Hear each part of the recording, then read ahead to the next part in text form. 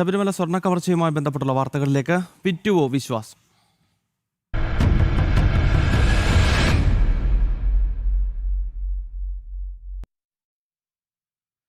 ശബരിമല സ്വർണ്ണ കവർച്ച കേസിൽ ഇനിയും ഒരുപാട് രേഖകൾ കണ്ടെത്താനുണ്ടെന്നാണ് കേന്ദ്ര ഏജൻസിയായിട്ടുള്ള എൻഫോഴ്സ്മെന്റ് ഡയറക്ടറേറ്റ് വ്യക്തമാക്കുന്നത്.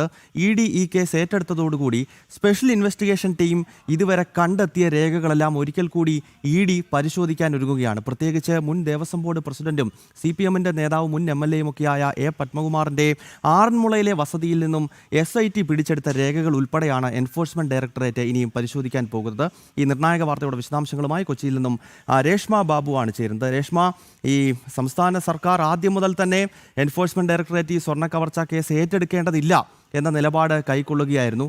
അപ്പോൾ വരുന്നത് സംസ്ഥാന സർക്കാരിനെ സംബന്ധിച്ചിടത്തോളം ഉറക്കമില്ലാത്ത രാത്രിയും സ്വസ്ഥതകളില്ലാത്ത പകലുകളും സമ്മാനിക്കുമെന്ന കാര്യത്തിൽ യാതൊരു സംശയമില്ല. എന്തൊക്കെ കാര്യങ്ങളാണ് ആദ്യഘട്ടത്തിൽ ഈ ശബരിമല സ്വർണ്ണ കവർച്ചയുമായി ബന്ധപ്പെട്ട് അന്വേഷിക്കുന്നത്?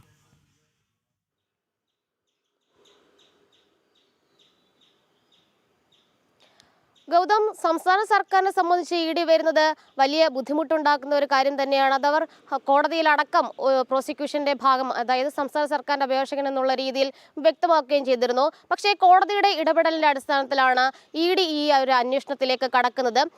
ഡയറക്ടറുടെ അനുമതി ലഭിച്ചാലുടൻ കൊച്ചി സോണൽ യൂണിറ്റ് ഇതുമായി ബന്ധപ്പെട്ട് ECIR രജിസ്റ്റർ ചെയ്തുകൊണ്ട് തുടർ നടപടികൾ വേഗത്തിലാക്കുക തന്നെ ചെയ്യും. പക്ഷേ യുടെ മുന്നിലുള്ള ഒരു പ്രതിസന്ധി എന്ന് പറയുന്നത് ഇപ്പോഴും ശബരിമല സ്വർണ്ണക്കവർച്ചയുമായി ബന്ധപ്പെട്ടുള്ള നിർണായക രേഖകൾ ഇനിയും കണ്ടെത്താനുണ്ട് എന്നുള്ള ഒരു നിഗമനത്തിലാണ് യുടെ അന്വേഷണ സംഘമുള്ളത്.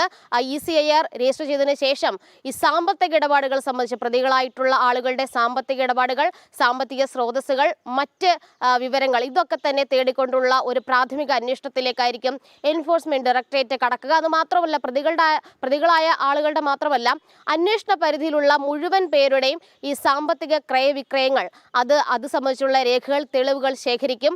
എന്തായാലും പ്രാഥമികമായിട്ട് ഈ കണ്ടെത്താനിരിക്കുന്ന രേഖകൾ, അതായത് ഈ പല രേഖകളും കണ്ടെത്താത്ത പക്ഷം വലിയ രീതിയിലുള്ള ബുദ്ധിമുട്ട് ഈ കേസുമായി ബന്ധപ്പെട്ട് പ്രോസിക്യൂഷന്റെ ഭാഗത്തുനിന്ന് ഉണ്ടാകും. കാരണം വിചാരണ വേളയിൽ കേസ് തള്ളിപ്പോകുന്ന ഒരു ഘട്ടത്തിലേക്ക് കാര്യങ്ങളെത്തും. അതുകൊണ്ട് പഴുതടച്ചുള്ള ഒരു അന്വേഷണത്തിലേക്ക് ഇഡിക്ക് കടക്കേണ്ടതുണ്ട്. SITയുടെ അന്വേഷണം പോലും തൃപ്തികരമല്ല എന്നാണ് ഹൈക്കോടതി പറഞ്ഞിട്ടുള്ളത്. വലിയ രീതിയിലുള്ള വിമർശനം കഴിഞ്ഞ ആഴ്ചയാണ് SITക്ക് നേരെ ഹൈക്കോടതി സിംഗിൾ ബെഞ്ച് ഉന്നയിച്ചത്. അതായത് പലരെയും ഒഴിച്ചുകൊണ്ടാണ് SITയുടെ അന്വേഷണം പോകുന്നത്. കുറ്റകൃത്യത്തിൽ കൃത്യമായിട്ട് ഗൂഢാലോചനയിൽ പങ്കാളികളായിട്ടുള്ള 2 പേരെ ഒഴിച്ചു നിർത്തിക്കൊണ്ട് അന്വേഷണം മുന്നോട്ട് പോകുന്നു. അവരെ കേസിൽ ഉൾപ്പെടുത്തുകയോ അവരെ അറസ്റ്റ് ചെയ്യുകയോ ചെയ്തിട്ടില്ല എന്നുള്ളതായിരുന്നു ഹൈക്കോടതിയുടെ വിമർശനം. അത് KP ശങ്കരദാസിനെതിരെയും അഡ്വക്കേറ്റ് വിജയകുമാറിനെതിരെയും, മുൻ ദേവസ്വം ബോർഡ് അംഗങ്ങളാണ് ഇരുവരെ ഒഴിച്ചു നിർത്തിക്കൊണ്ട് SIT അന്വേഷണം നീട്ടിക്കൊണ്ടുപോയി എന്നുള്ളതായിരുന്നു ഹൈക്കോടതിയുടെ വിമർശനത്തിന് ആധാരം. എന്തായാലും SIT ഈ ഹൈക്കോടതിയുടെ വിമർശനത്തിന് തൊട്ട് പിന്നാലെ ഇരുവരെയും ചോദ്യം ചെയ്യാനായിട്ട് വിളിപ്പിച്ചിട്ടുണ്ട്. അതുകൊണ്ട് തന്നെ പ്രതി ചേർത്തുകൊണ്ട് തുടർ നടപടിയിലേക്ക്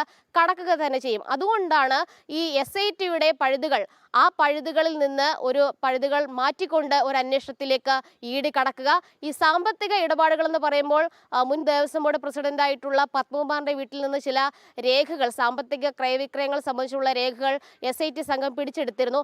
അതുകൂടാതെ മറ്റ് രേഖകൾ കൂടി യുടെ അന്വേഷണത്തിൽ അനിവാര്യമാണ്. അത് കേന്ദ്രീകരിച്ചുള്ള ഒരു അന്വേഷണത്തിലേക്കും അത് ശേഖരിക്കാനായിട്ടുള്ള നടപടിയിലേക്കുമായിരിക്കും ആദ്യഘട്ടത്തിൽ എൻഫോഴ്സ്മെന്റ് ഡയറക്ടറേറ്റ് കടക്കുക. എന്തായാലും ECIR രജിസ്റ്റർ ചെയ്യുന്നതിന്റെ ഭാഗമായിട്ട് ഡയറക്ടറേറ്റിന് ഒരു അനുമതി ആവശ്യപ്പെട്ടുകൊണ്ടുള്ള ഒരു കത്ത് നിലവിൽ കൊച്ചി സോണൽ യൂണിറ്റ് നൽകിയിട്ടുണ്ട്. ആ അനുമതി ലഭിച്ച ശേഷമാകും തുടർ നടപടികളിലേക്ക് എൻഫോഴ്സ്മെന്റ് ഡയറക്ടറേറ്റ് കടക്കുക. SIT എവിടെയൊക്കെയാണ് പഴുതുകൾ ഇട്ടിട്ടുള്ളത്, ആ പഴുതുകൾ അടച്ചുകൊണ്ട് സമഗ്രമായിട്ടുള്ള ഒരു അന്വേഷണത്തിലേക്ക്, അതായത് കള്ളപ്പണ ഇടപാട് ഏത് വിധത്തിലാണ് നടന്നിട്ടുള്ളത്, ഈ കള്ളപ്പണം വെളുപ്പിച്ച ഒരു രീതി, സാമ്പത്തിക സ്രോതസ്സുകൾ, ഈ സ്വർണ്ണ കവർച്ചയിലൂടെ നേടിയെടുത്ത പണം എന്തിനു വേണ്ടിയിട്ട് വിനിയോഗിച്ചു, ഇതടക്കമുള്ള സമഗ്രമായിട്ടുള്ള എല്ലാ പഴുതുകളും അടച്ചുള്ള ഒരു അന്വേഷണത്തിലേക്ക് കടക്കുക തന്നെ ചെയ്യും. 98-ൽ ഈ സ്വർണം പൊതിഞ്ഞിട്ടില്ല എന്നുള്ള ഒരു വാദമാണ് N. വാസു ഉൾപ്പെടെയുള്ള പ്രതികൾ ഹൈക്കോടതിയിൽ മുന്നോട്ട് വെച്ചത്. അതുകൊണ്ട് തന്നെ ഇതുമായി ബന്ധപ്പെട്ടുള്ള രേഖകളും യുടെ അന്വേഷണത്തിൽ അനിവാര്യമാണ്. ഗൗതം. ഓക്കെ രശ്മ, എന്തായാലും കേന്ദ്ര ഏജൻസിയായിട്ടുള്ള വരുന്നതോടുകൂടി CPM-ഉം സംസ്ഥാന സർക്കാരും ഒക്കെ ആകെ പെട്ടിരിക്കുകയാണ്. കോടതിയിൽ പലതവണ സർക്കാർ പറയുന്നുണ്ടായിരുന്നു ഇതിനകത്തേക്ക് വലിച്ചഴക്കേണ്ട ആവശ്യമില്ല, SIT അന്വേഷണത്തെ അത് ദോഷകരമായി ബാധിക്കുമെന്നുള്ളതാണ്. ഒരു കേന്ദ്ര ഏജൻസിയുടെ സാന്നിധ്യം എങ്ങനെയാണ് ഇപ്പോൾ നടന്നുകൊണ്ടിരിക്കുന്ന അന്വേഷണത്തെ ബാധിക്കുക എന്നത് ആർക്കും മനസ്സിലാകുന്നില്ല. ഈ പശ്ചാത്തലത്തിലാണ് ED അന്വേഷണത്തിന് കോടതി പച്ചക്കൊടി കാട്ടിയത്. ഈ പശ്ചാത്തലത്തിൽ ഇതുവരെ SIT എടുത്തിട്ടുള്ള രേഖകളും അതോടൊപ്പം തന്നെ ഇനിയും ഒരുപാട് രേഖകൾ ഈ സ്വർണ്ണ കവർച്ചയുമായി ബന്ധപ്പെട്ട് കണ്ടെത്താനുണ്ടെന്നുമാണ് കേന്ദ്ര ഏജൻസിയായിട്ടുള്ള എൻഫോഴ്സ്മെന്റ് ഡയറക്ടറേറ്റ് ഇപ്പോൾ ചൂണ്ടിക്കാണിക്കുന്നത്. രേഷ്മ ബാബുവാണ് ഈ വാർത്തയുടെ വിശദാംശങ്ങളുമായി ചേർന്നത്.